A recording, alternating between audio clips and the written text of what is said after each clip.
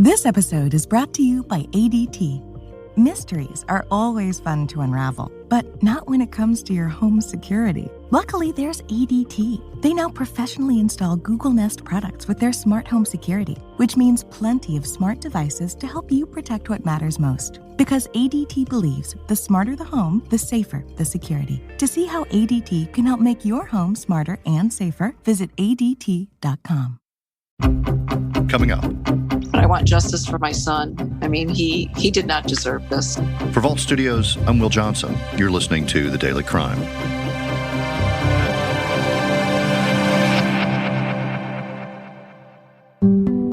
It was November 2021, the night before Thanksgiving, when Leslie Reeves and Christopher Smith went on their first date together at a bar in Farmersville, Illinois. I heard they were both excited to meet each other. They had been talking about a week and a half. And then they finally met up. Ashley Holcomb says within hours, she and her family learned her brother's fun time with his friend took a violent turn. I just screamed. I couldn't believe what my mom and daughter were telling me. Leslie Reeves had been murdered, and Christopher Smith was clinging to life. Investigators found him on the floor of his kitchen with his dog cuddled up next to him. Leslie Reeves was described as a loving mother who surrounded herself with people who cared about their community. Her small business offered a space for women to practice yoga, do fitness training, and learn self-defense. It's just hard for the community. Dawn Michelle can't believe her friend Leslie Reeves' first date with Chris Smith turned into their last. The two spent time together the night before Thanksgiving. The next day, Reeves was found shot to death in Smith's living room. She was so loved in the community. Police arrested Reeves' ex-boyfriend a short time later, but he's now facing new charges connected to the case. A man charged with murdering his ex-girlfriend is now accused of trying to hire someone to kill two other people involved in the case. Domestic violence is all about power and control. So even after this woman had been murdered, after her life had been taken, he was still trying to control the situation. We have to hold perpetrators accountable for their actions.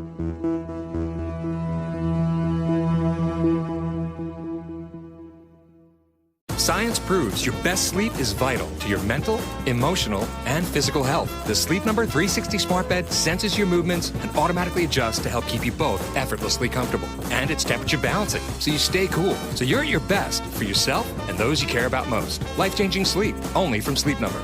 And now, the Queen Sleep Number 360 C2 smart bed is only $9.99, plus special financing, only for a limited time. To learn more, go to sleepnumber.com.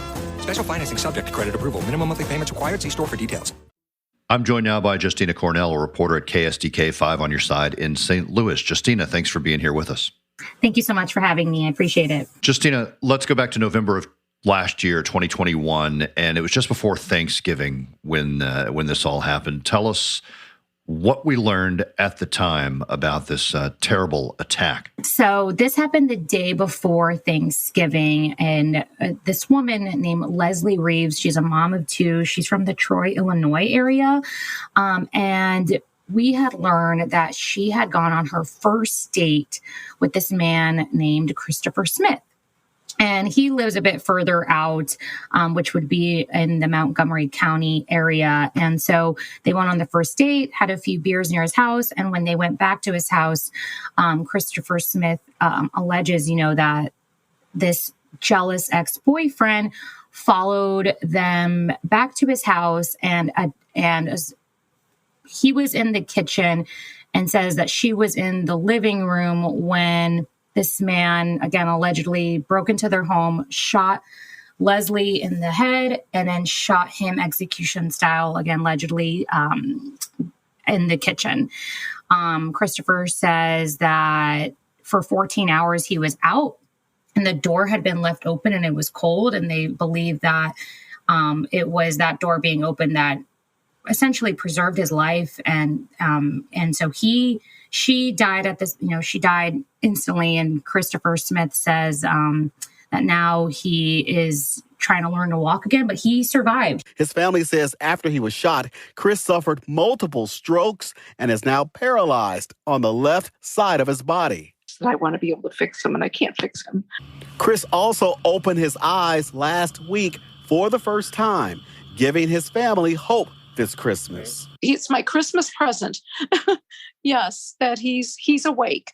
And he's fighting. He is alive, and he is paralyzed on one side. He's had multiple strokes, but he is still alive. And so that's what happened back in November. And we've learned that it was Leslie Reeves' ex-boyfriend that was charged with her murder and attempted murder of Christopher Smith, again, the guy she was on a first date with. Was Christopher Smith then able to tell investigators what happened and describe this suspect in this case? You know, it seems that for him, everything kind of blacked out. I mean, he had been, I think, shot in the head, and he had been out cold for 14 hours. So a lot of the stuff that he was told by police of what had happened, and to end up at that point, lying on his lying in his kitchen floor. But I think it was everything happened so quickly, and the next thing you know, he wakes up to that. So it was more, I think, police telling him what happened.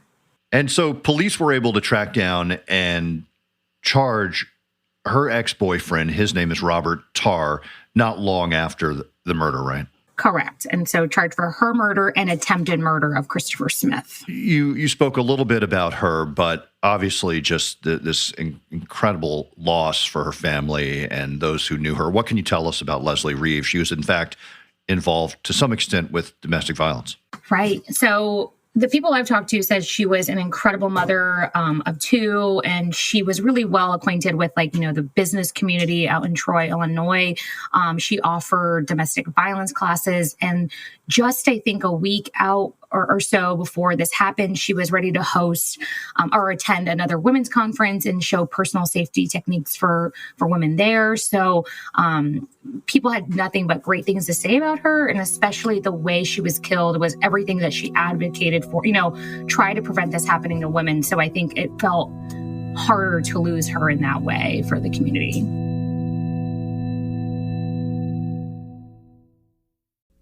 This episode is brought to you by Peacock, presenting the original limited series A Friend of the Family, based on the true story of the Jan Broberg kidnappings. From Nick Antosca, executive producer of The Act and Candy, and Eliza Hittman, director of Never, Rarely, Sometimes, Always, comes a dark and compelling look at the harrowing story through a new lens. A Friend of the Family explores beyond existing coverage of the notorious abductions and paints a creatively ambitious, highly nuanced portrait of a family who survived the unimaginable. Produced alongside Jan Broberg herself and her mother Marianne, the series stars Anna Paquin, Jake Lacey, Colin Hanks, Leo Tipton, and McKenna Grace. A Friend of the Family is streaming October 6th, only on Peacock. Okay, the kids are already asking what's for dinner. But breaking news, empty fridge. That's okay, I'll Instacart. Let's add some organic asparagus and some farm fresh chicken. Easy. Wait, is the oldest vegetarian this week, or was it gluten-free? Gluten-free pasta, covered either way. Cart it. And finally, some vegetarian gluten-free olives for my well-earned cocktail. When your family's shopping list has more footnotes than groceries, the world is your cart. Visit Instacart.com or download the app and get free delivery on your first order. Offer valid for a limited time. Minimum order $10. Delivery subject to availability. Additional terms apply. Justina, the next twist in this case is that following his arrest, and then he was charged with first-degree murder and attempted first-degree murder, there's been more to this investigation, and in fact, new charges have been filed against Robert Tarr. What can you tell us? The latest charges were 2 counts of solicitation of murder for hire, and it was the time period that he was in jail that he was, charged or allegedly trying to hire someone to kill the man who survived that night, Christopher Smith, and a detective who was covering the case. And it was the time frame that he was in jail. And so we really don't know a lot about this plot, but we can assume that here's this guy, Robert Tarr, charged with facing murder charges, or at least one murder charge, one attempted murder charge, and then he's allegedly trying to kill people involved in the case. One can only imagine what his motive was in that plot. Right. So you have already a murder charge, an attempted murder, and now you have charges for trying to hire someone to kill someone, 2 people, and one that of allegedly of someone that you tried to already kill. So, I talked to Chris Smith, and he says, I literally feel like I'm in an episode of Dateline. What was that like meeting with him? You mentioned that he's had strokes, he's paralyzed. I mean, this has been life-altering, and here he was, going out on a date for a nice evening and meeting someone. It's just horrific to imagine. It's horrible. So I wasn't able to meet him in person, but I know we've spoke to him, and I spoke to him on the phone actually. But, he just tells us, I was just trying to go on a first date and my whole life has changed. But when I talked to his mom as well, she said he's a miracle. And, it's quite incredible, his journey to where he is now. And when I talked to him, literally, like the first thing I said when I was like, I can't believe this is happening for the new charges, he said, I feel like I'm in an episode of Dateline, but the craziness doesn't stop, he says. So what's next for Robert Tarr? Will this all go to trial at some point, I assume? I would hope so. What I've been hearing is that he's hired and let go of several attorneys, which is delaying the process. So really at this point is waiting to see what happens next, because these charges just came down recently. So I wonder how that would all now change things or how things go forward. The case itself, I think, is crazy. But I, of course, think about the victims in this, and I feel horrible for her that she was, such an advocate for domestic violence, and this happened, and of course for Christopher Smith as well, who continues to fight for his for this every day. So, all right, Justina Cornell at KSDK5 on your side in St. Louis. Thanks for talking to us. Thank you so much. Appreciate it.